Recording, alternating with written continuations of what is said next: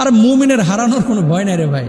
আপনি যে আজকে কষ্ট পাচ্ছেন না, একসময় এত সুখ আল্লাহ তাআলা আপনাকে দিবেন যেটা আপনি তখন ফিল করবেন যে আল্লাহ এটার উপযুক্ত তো আমি ছিলাম না। আপনি এত ভালো রেখেছেন আমাকে, আপনি এত ভালো রেখেছেন। একসময় আমি 15,000 টাকার জন্য 10,000 টাকার জন্য মানুষের দ্বারে দ্বারে ঘুরেছি, কথা শুনেছি। আল্লাহ আজকে আপনি আমাকে প্রতি মাসে 1 লক্ষ টাকা দিচ্ছেন। আল্লাহ আমি কি এটার উপযুক্ত?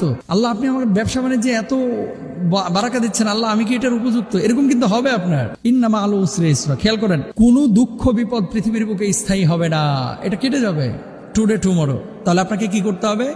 আল্লাহর প্রতি দৃঢ় বিশ্বাস রাখতে হবে। তকদিরের প্রতি বিশ্বাসটা রাখেন যে যা আছে কপালে তা হবে, কিন্তু আমি হতাশ হব না, আমি নিরাশ হব না, আল্লাহ আমার সঙ্গে আছেন।